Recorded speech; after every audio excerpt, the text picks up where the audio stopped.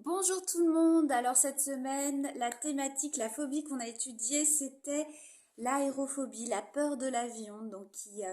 Je pense que si c'est pas votre cas, si vous n'êtes pas aérophobe, vous devez connaître au moins une personne qui souffre de ça. C'est très très courant malheureusement.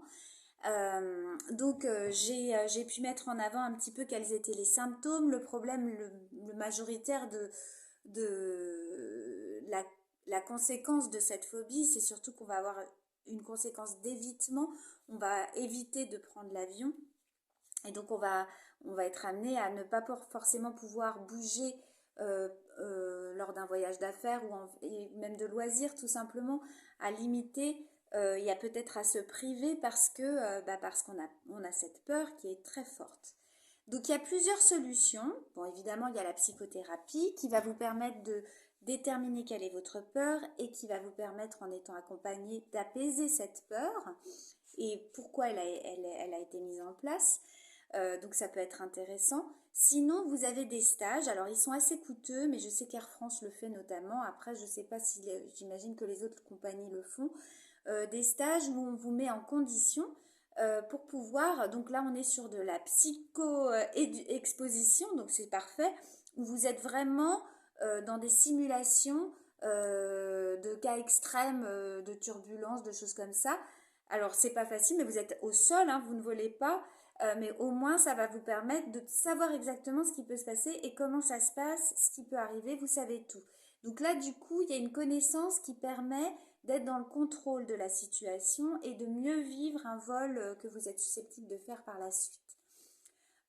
Autre chose, je vous conseille du coup aussi d'être dans cette idée de contrôle. Si vous avez peur, déjà, alors si votre peur n'est pas extrême au point d'éviter de prendre l'avion, elle est là, elle est vraiment angoissante, soyez très en avance pour pouvoir passer tranquillement vos bagages, avoir le temps de repérer tout comment ça se passe, essayer de savoir au maximum comment tout se fonctionne, les trucs de sécurité, de vous renseigner au mieux comment va se passer votre vol, essayez de choisir votre emplacement, ne vous mettez pas près du hublot, mettez-vous vraiment côté couloir de manière à ne pas être susceptible d'avoir une vue sur ce qui se passe à l'extérieur et de rester du coup dans quelque chose qui est plus confortable pour vous.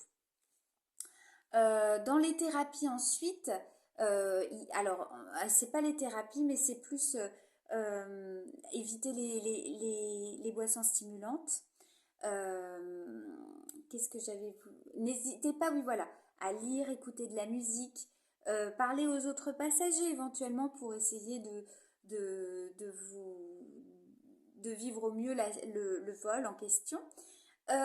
Certaines personnes ont aussi utilisent des choses un peu plus radicales, donc comme l'alcool, les médicaments, les anxiolytiques, les Lexomil, du somnifère, enfin voilà, pour de manière à pouvoir être KO et bien vivre le vol en question.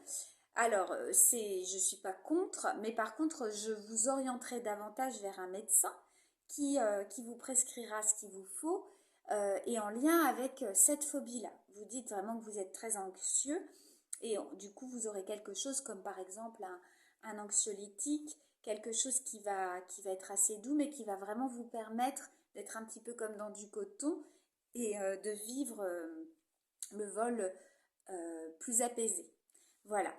Voilà pour les aides. Si jamais, comme d'habitude, on n'est pas prisonnier de sa phobie, ce sera toujours mon mot de fin. Excusez-moi.